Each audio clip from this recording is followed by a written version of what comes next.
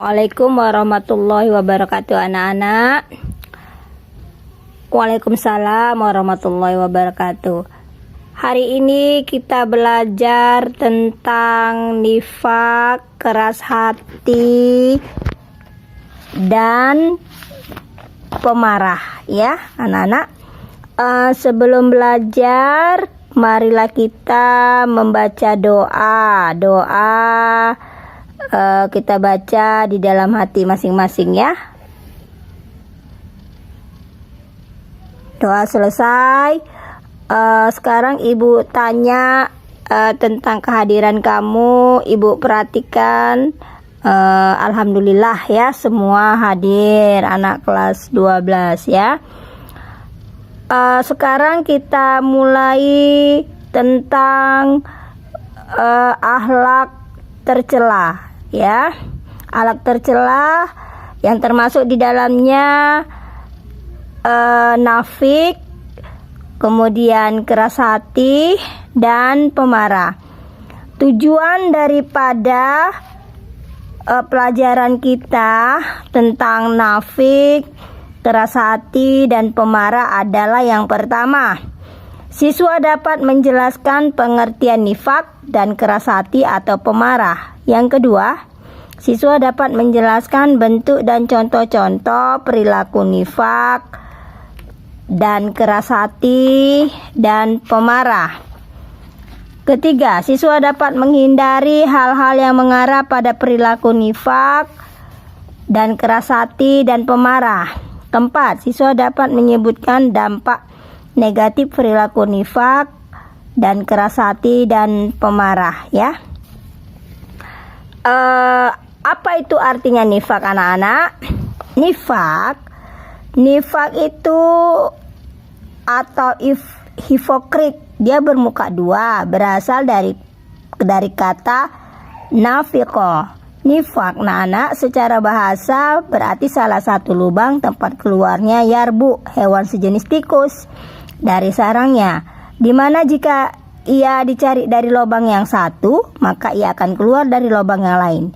Dikatakan pula berasal dari kata nafak, yaitu lubang tempat bersembunyi. Nifak secara bahasa anak-anak berarti ketidaksamaan antara lahir dan batin. Apa pengertian nifak anak-anak secara terminologi? Secara syarak artinya menampakkan keislaman dan kebaikan, tetapi menyembunyikan kekufuran dan kejahatan. Pelakunya dinamakan munafik. Pada sisi pelakunya dapat berarti manusia secara lahiriah memperkenalkan dirinya seorang muslim, mengaku beriman, tapi secara batin dia adalah seorang kafir, tidak memiliki keyakinan seperti apa yang diucapkannya. Anak-anak, macam-macam nifak itu, macam-macam perilaku nifak itu ada dua. Yang pertama nifak amali, yang kedua nifak i'tiqadi. Apa itu anak-anak nifak amali? Nifak amali atau perbuatan, yaitu melakukan sesuatu yang merupakan perbuatan orang-orang munafik, tetapi masih tetap ada iman di dalam hati. Nifak jenis ini tidak menjadikan pelakunya keluar dari agama atau murtad. Yang kedua nifak i'tiqadi, keyakinan, yaitu nifak besar di mana pelakunya menampakkan keislaman tetapi menyembunyikan kekufuran. Jenis nifak ini menjadikan pelakunya keluar dari agama dan dia berada di dalam api neraka. Apa itu tanda-tanda perilaku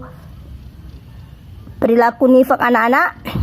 Yang pertama, tanda-tanda orang-orang nifak atau orang munafik itu ada tiga. Pertama, bila berbicara dia dusta, bila berjanji dia mengingkari, bila dipercaya dia mengkhianati, bila berseteru berbuat fajir.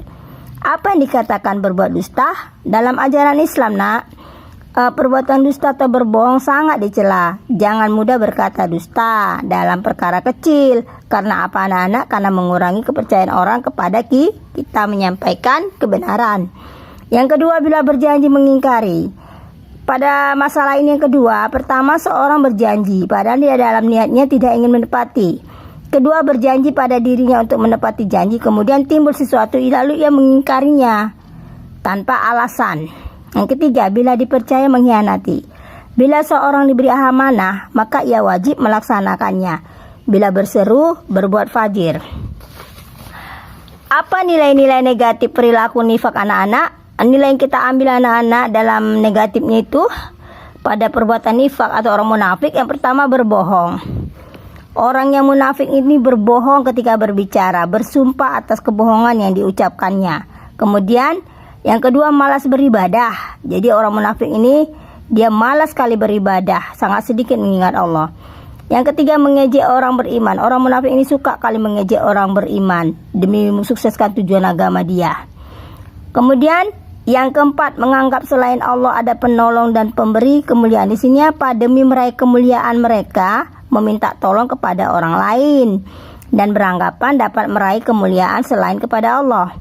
Kemudian yang keempat mengaku sebagai pelaku kebenaran. Dia menilai dirinya golongan orang-orang yang benar sehingga membuat mereka tidak sudi merevisi pandangan dan keyakinannya.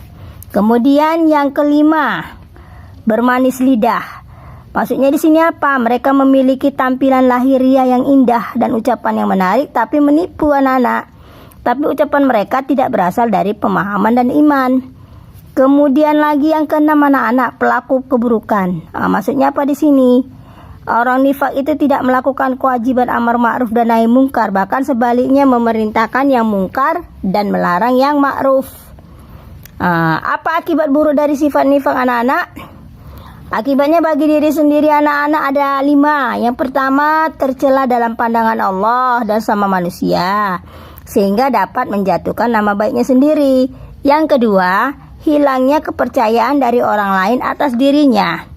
Yang ketiga, tidak disenangi dalam pergaulan hidup sehari-hari. Yang keempat, bila mempersempit jalan untuk memperoleh rezeki karena orang lain tidak mempercayainya lagi. Yang kelima, mendapat siksa yang amat pedih di hari akhir. Bagi orang lain bagaimana anak-anak? Akibat buruk sifat nifak ini, yang pertama, menimbulkan kekecewaan hati sehingga dapat merusak hubungan persahabatan yang terjalin baik. Jadi yang kedua, membuka peluang munculnya fitnah karena ucapan dan perbuatannya yang tidak menentu. Yang ketiga, mencemarkan nama baik keluarga dan masyarakat sehingga merasa malu karenanya. Bagaimana anak-anak menghindari perilaku nifak? Ada 4. Yang pertama, kita harus bersikap jujur. Yang kedua, harus bersikap amanah. Yang ketiga, harus meneguhkan perjanjian. Yang keempat, harus mengembangkan rasa tanggung jawab. Kemudian alat tercela yang kedua, tadi nifak anak-anak ya, sekarang kedua keras hati. Apa pengertian keras hati? Keras hati dalam bahasa Arab kata ghadab, yaitu marah atau pemarah. Marah dalam pengertian ghadab berarti negatif. Dengan istilah lain, ghadab merasa tidak senang dan panas hati karena suatu sebab seperti dihina dan lainnya. Marah secara umum mengakibatkan terganggunya aktualisasi diri di dalam kehidupan kita, atau marah merupakan penyakit jiwa yang ada dalam diri manusia. Jadi anak-anak, marah itu salah satu fitrah manusia yang muncul ketika kebutuhan dan motif mereka terhalangi dan terhambat untuk dipenuhi. Apa nilai negatif perilaku keras hati anak-anak? Yang pertama, sumber keburukan. Jadi seorang yang marah dan berusaha untuk mengendalikan akan menyebabkan keburukan pada dirinya. Misalnya, satu, keputusan dan tindakan orang marah cenderung menambah masalah. Pemarah itu dia suka menimbulkan kerusakan bagi antar manusia. Yang ketiga, kalau orang suka marah itu dia keras hati, pemarah merusak hubungan baik antara manusia.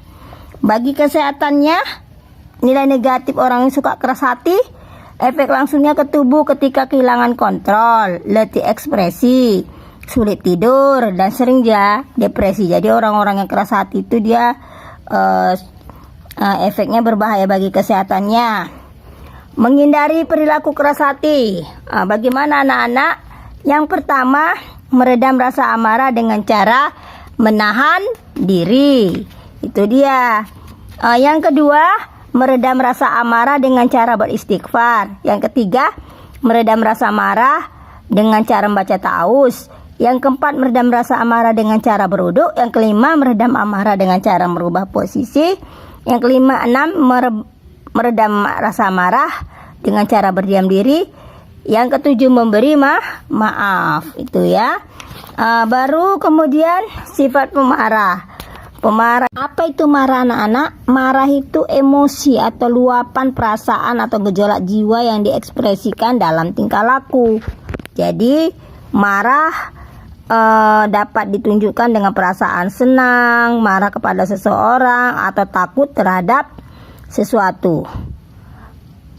Semua orang tentu pernah mengalami yang marah itu adalah perbuatan setan.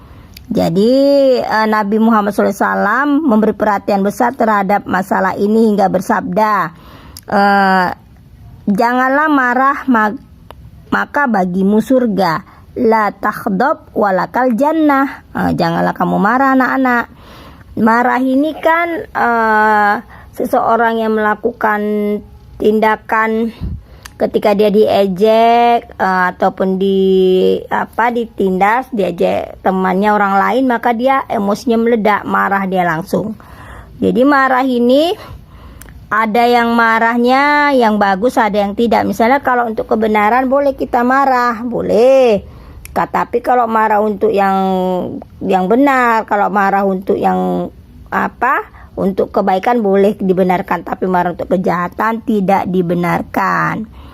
Jadi bagaimana caranya yang diajarkan Rasulullah untuk mengendalikan marah anak-anak? Yang pertama, kita harus membaca kalimat ta'awuz. Ta'awuz kita baca ta'awuz, a'udzubillahi minasyaitonirrajim, bismillahirrahmanirrahim. Itu untuk mengendalikan marah. Jadi itulah tentang marah. Apa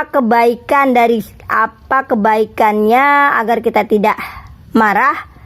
Kalau kita sering marah, maka nilai negatifnya ada: sering marah, sering keras hati, sering nafik. Yang pertama, hal yang negatif itu, pertama, Allah tidak menyukai orang-orang yang bersifat nafik, munafik, keras hati, dan pemarah. Yang kedua, seorang yang pemarah itu akan dijauhi dari manusia, dari lingkungannya, dari temannya. Yang ketiga, orang yang suka pemarah, suka keras hati, suka nafik atau munafik, maka siksaan yang berat akan dimasukkan ke dalam neraka.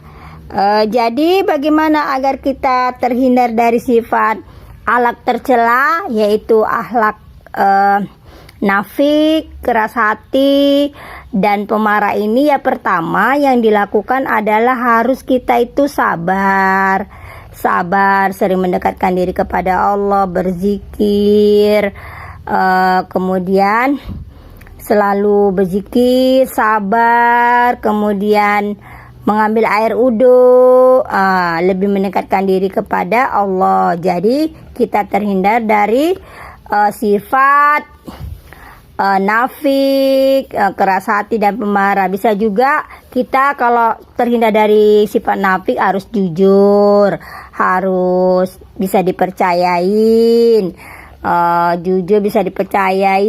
kemudian bisa dia kalau ini jujur, bisa dipercaya, tidak hianat.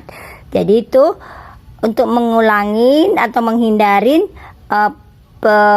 akhlak tercela dari sifat nafik, orang-orang munafik. Ini kan orang-orang munafik ini kan orang-orang yang seseorang yang melakukan perbuatan lain ucapannya dan perbuatannya. Jadi lain di depan dan lain yang di belakang. Dia suka, orang munafik ini suka bermanis mulut. Dia dibilangnya beriman, tetapi dia sebenarnya nggak beriman. Dia meminta pertolongan dari yang lain selain Allah Subhanahu wa taala. Itu sifat munafik. Jadi kalau keras hati itu orang yang sombong. Seseorang mempunyai sifat sombong karena dia hartanya, karena kecantikannya, kegantengannya, sombong. Jadi sifat sombong ini merupakan sifat apa? Sifat seperti setan, ya. Jadi kalau manusia mempunyai sifat sombong, maka ibaratnya dia seperti setan. Maka jauhilah sifat setan, jauhi sifat sombong. Kenapa?